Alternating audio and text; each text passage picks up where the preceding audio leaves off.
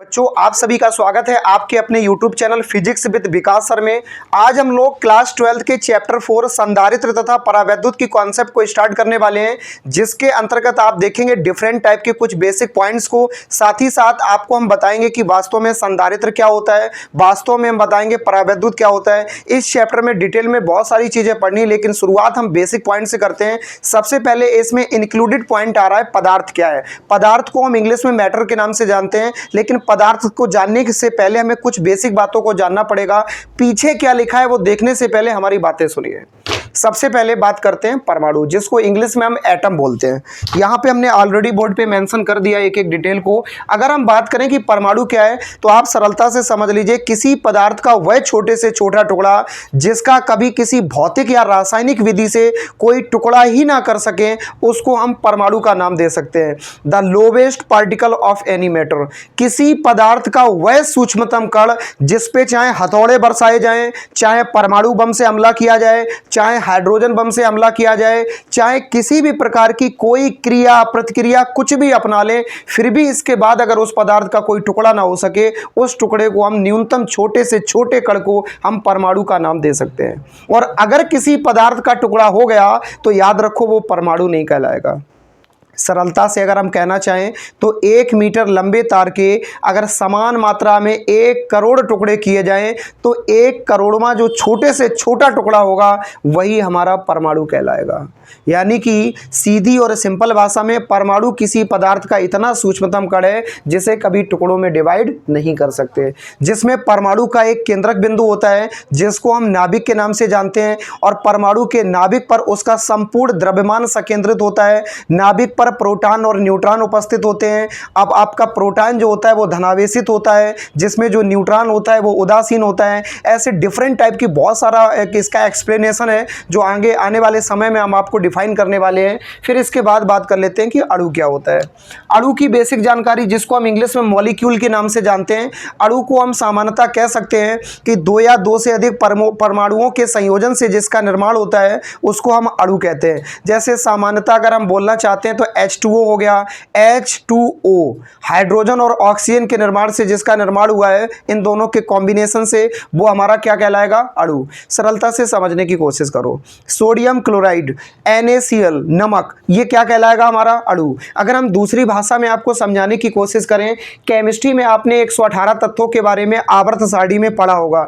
जो केमिस्ट्री में हमें आज तक कुल 118 तत्व अभी तक ज्ञात हैं, वो ज्ञात सभी 118 तत्व खुद एक परमाणु का काम करते हैं। अर्थात टोटल 118 तत्व हैं जिनको हम डिफरेंट टाइप से पढ़ते हैं, और वो टोटल तत्वों को एलिमेंट या हम उनको परमाणु कह सकते हैं। हाइड्रोजन, हीलियम, ऑक्सीजन, आप नाइट्रोजन से लेकर के आपने क्लोरीन से लेकर ब्रोमीन तक जो भी आप पढ़ते हो, चाहे वो रेडॉन गैस ही क्यों ना हो, ये सभी हमारे परमाणु हैं। लेकिन एक से अधिक परमाणु मिलकर जिसका निर्माण करता है उसको हम अणु कहते हैं। अगर हम वहीं अब बात करना चाहें कि पदार्थ क्या होता है, तो पदार्थ को इंग्लिश में मैटर कहते हैं। ये मैटर का मतलब वो मैटर नहीं जो गांव मोहल्ले में होते रहते हैं। इस मैटर का मतलब लड़ाई और झगड़े वाले मैटर से नहीं है। इस मैटर का मतलब उस मैटर से नहीं है। मैटर का मतलब एक होता है बात करना। यहाँ मैटर का मतलब बात करने से नहीं है, यहाँ मैटर का मतलब पदार्थ से है, जिसको हम द्रव्य भी कहते हैं। द्रव नहीं, द्रव अलग हो जाता है। द्रव is called as like a liquid.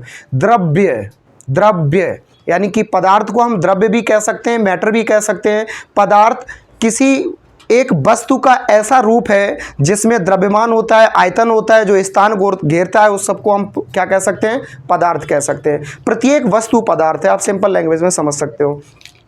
हमें पदार्थ को यहाँ इसलिए समझना पड़ा क्योंकि प्रकृति के आधार पर, विद्युत गुण के आधार पर हम पदार्थ को 3 भागों में बांट सकते हैं। पदार्थ को किस प्रकार के भागों में बांट रहे हैं, कैसे क्या कर रहे हैं, इन चीज़ों को हमें समझना था। इसीलिए हमने अणु और परमाणु के बारे में जाना, क्योंकि अणु और परमाणु के संयोजन से पदार्थ का निर्माण हुआ। अब आपको बेसिक पॉइंट क्लियर हो गया होगा कि वास्तव में पदार्थ किसे कहते हैं। लेकिन विद्युत गुण के आधार पर सामान्यतः अगर हम आपसे कहना चाहें, बोर्ड पर देख सकते हैं, विद्युत गुण के आधार पर पदार्थ को हम मुख्य रूप से कितने भागों में बांट सकते हैं, तो आपकी जानकारी के लिए वो हम 3 भागों में बांट सकते हैं। एक वो जो विद्युत के चालक हैं, एक वो जो विद्युत के कुचालक हैं, एक वो जो विद्युत के अर्धचालक हैं। हम तीनों के बारे में बारी बारी से बहुत डिटेल में डिस्कस करेंगे, लेकिन उसके लिए आपको बिल्कुल पेशेंस के साथ सुनना पड़ेगा। सबसे पहले और बेसिक सी अगर हम बात आपकी जानकारी के लिए करना चाहें कि चालक किसे कहते हैं। चालक को नॉर्मली हम कंडक्टर के नाम से जानते हैं। चालक एक ऐसा पदार्थ है, याद रहे कि ये सारी डेफिनेशन हम सिर्फ पदार्थ की उस बेस पे बता रहे हैं, इलेक्ट्रिसिटी के बेस पे। किसके बेस पे बता रहे हैं? विद्युत गुण के आधार पर।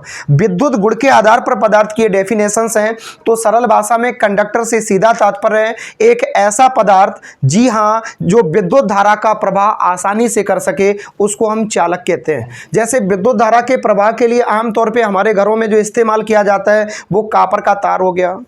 आपने देखा होगा जो बिजली के वायर बड़े बड़े निकले हुए हैं घरों के बाहर से, वो जो वायर बिछे हुए हैं उन तारों में जिसका प्रयोग किया जाता है वो आमतौर पे एल्यूमिनियम का तार होता है। हम कॉपर का भी प्रयोग कर सकते हैं, हम सोने के तार का, हम चांदी के तार का प्रयोग कर सकते हैं, कर तो सकते हैं। और ऐसा माना जाता है, बल्कि प्रमाणिक है, कि विद्युत का सबसे अच्छा चालक जो होता है वो चांदी होता है। जी हां, आप सही सुन पा रहे हो, सबसे अच्छे चालक की श्रेणी में चांदी और सोना आता है। लेकिन एक गंभीर समस्या है कि अगर आपके घरों के बाहर चांदी के तार बिछा दिया जाए, सोने का तार बिछा दिया जाए, तो बहुत गंभीर समस्या आ जाएगी। क्योंकि आपके घर के बाहर अगर 5 रुपए का नोट पड़ा होता है तो आप तब तक उस नोट को उठाने की कोशिश करते हो जब तक नोट उठ नहीं जाता। बेटा चालू करो जल्दी से, इन्वर्टर बटन दबा दो। बेटा लाइट चली गई थी, सब गड़बड़ घोटाला हो गया, अभी चालू हो गया इन्वर्टर। चलो मुद्दे पे आ जाते हैं। तो यहाँ पे हम बता रहे थे कि चालक की श्रेणी में, जैसे आप देख रहे हो ना, अंधेरे में भी आप हमें अभी देखने की कोशिश कर रहे थे, ऐसे ही आप सड़क पे अगर अंधेरे में 5 रुपए का नोट पड़ा होता है तब तक उठाने की कोशिश करते हो जब तक अंगूठा या तो खुद नहीं जाएगा, सड़क नहीं खुद जाएगी। मान लो सपोज करो किसी ने नकली 500 का नोट छाप दिया जमीन में, तो आप क्या करोगे? उठाने की भरसक कोशिश करोगे, चाहे उंगलियां कुरेद जाए चाहे कुछ हो जाए। तो आप समझो कि आप 5-10 रुपए के लिए नाली तक खबवा डालते हो, नाली तक में गिर जाते हो। तो इतनी गंभीर स्थिति में आपके घर के बाहर अगर सोने चांदी का तार बिछा होगा, क्या होगा?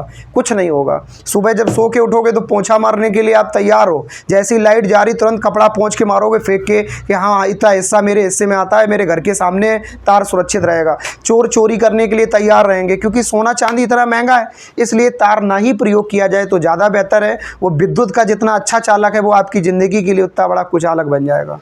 तो हम मुद्दे की बात करते हैं कि चालक से सीधा तात्पर्य जिसमें इलेक्ट्रिसिटी बहुत आसानी से फ्लो हो पाए, वो इलेक्ट्रिसिटी का गुड कंडक्टर है। एक अच्छा चालक है जिसमें सोना चांदी एल्यूमिनियम कॉपर तांबा से लेकर के लोहा भी एक अच्छे चालक की श्रेणी में आता है। लेकिन हम आमतौर पे उस पदार्थ का प्रयोग करते हैं जो बहुत ज़्यादा महंगा ना हो, क्योंकि आप जानते हैं सोना चांदी आमतौर पर बाजार में बहुत ज़्यादा महंगा है, जिसका प्रयोग महिलाओं के द्वारा आभूषण के रूप में किया जाता है। अब थोड़ी देर के लिए हम ये जरूर सपोज कर सकते हैं कि जो आमतौर पे जो ग्रामीण क्षेत्रों में महिलाएं या शहरी क्षेत्र में कोई भी महिला होती है वो लोहे के कंगन पहनने लगे, लोहे के कानों में कुंडल पहनने लगे, लोहे की वो नाक में नाली पहन, क्या बोलते हैं उसको, जो भी बोलते हैं, नथुनी। महिला चाहे नाक में नथुनी पहनने लगे लोहे की।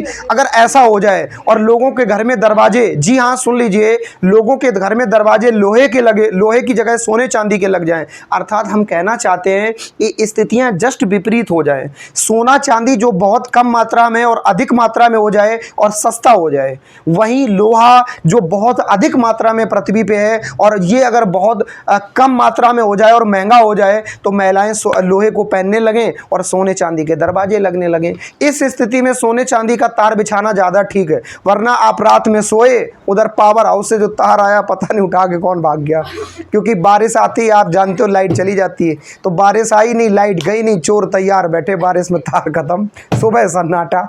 खैर छोड़ो, सुबह आपको खंबा ही खंबा दिखाई दे। इसलिए आमतौर पे हमारे लिए बेहतर होगा कि हम उसका प्रयोग ना करें, उससे हमारी सुरक्षा तो है ही, साथ में तार की भी सुरक्षा रहती है। आओ मुद्दे पे आते हैं। इसके बाद अगर हम आपको बताना चाहें, एक नेक्स्ट पॉइंट यहाँ पे लिखा हुआ है अचालक। अचालक वर्ड एक ऐसा वर्ड है जिसको हम 2-3 पॉइंट्स के द्वारा फॉलो कर सकते हैं। जैसे अचालक को हम परावैद्युत के नाम से भी जानते हैं, जैसे अचालक को हम कुचालक के नाम से भी जानते हैं, जैसे अचालक को हम विद्युत रोधी के नाम से भी जानते हैं। अर्थात अचालक एक ऐसा पदार्थ होता है जिसमें विद्युत धारा का प्रवाह किया ही नहीं जा सकता। जी हाँ, यह इलेक्ट्रिसिटी के बैड कंडक्टर की श्रेणी में आता है, अर्थात इसमें कभी करंट फ्लो नहीं हो सकता। ऐसी लेवल में रिकमेंड करने वाले सारे के सारे मैटर्स को हम अचालक कुचालक परावैद्युत के नाम से जानते हैं, जिनमें विद्युत धारा का प्रवाह नहीं किया जा सकता। जैसे प्लास्टिक की कुर्सी हो गई, जैसे हमने कांच ले ली, इनमें करंट फ्लो नहीं हो सकता। तो ये हमारे इलेक्ट्रिसिटी के बैड कंडक्टर में आते हैं, अर्थात ये कुचालक की श्रेणी में आते हैं, इनमें हम करंट फ्लो नहीं कर सकते। रबड़ जैसे आप जानते हो कि जो महिलाएं बालों में गेटिस लगाती हैं, इनमें भी करंट फ्लो नहीं हो सकता, क्योंकि इनमें इनफ इलेक्ट्रॉन नहीं होते हैं। करंट फ्लो करने के लिए मिनिमम 2 टाइप के इलेक्ट्रॉन और इनफ क्वांटिटी में होने चाहिए, यानी पॉजिटिव भी और नेगेटिव भी। जिस पदार्थ में पॉजिटिव और नेगेटिव दोनों टाइप के इलेक्ट्रॉन होंगे, उनमें करंट फ्लो हो सकता है। लेकिन आपके मन में एक प्रश्न आ रहा होगा कि सर प्रत्येक पदार्थ परमाणुओं से मिलकर बना है, छोटे छोटे कणों से मिलकर बना है, और परमाणु का केंद्र होता है, परमाणु के केंद्र पर नाभिक होता है और नाभिक धनावेशित होता है, तो यानी प्रत्येक पदार्थ में धनावेश तो है। आप बिल्कुल सही सोच रहे हैं, प्रत्येक पदार्थ धनावेशित है और प्रत्येक पदार्थ में धनावेश है। धनावेश है इसीलिए प्रत्येक पदार्थ एक दूसरे से चिपका हुआ है, इसीलिए प्रत्येक पदार्थ एक दूसरे से जुड़ा हुआ है। अगर प्रत्येक पदार्थ में आवेश ना होता तो उसमें सारे कण एक दूसरे से नाभिकीय संलयन द्वारा परस्पर ना दूसरे से संयोजित ना होते। तो धनावेशित तो है, लेकिन हमने आपसे कहा करंट फ्लो होने के लिए मिनिमम 2 टाइप के इलेक्ट्रॉन, दोनों टाइप के इलेक्ट्रॉन कम से कम मात्रा में होने चाहिए, मतलब पॉजिटिव भी हो और नेगेटिव भी हो, तभी करंट फ्लो पॉसिबल है।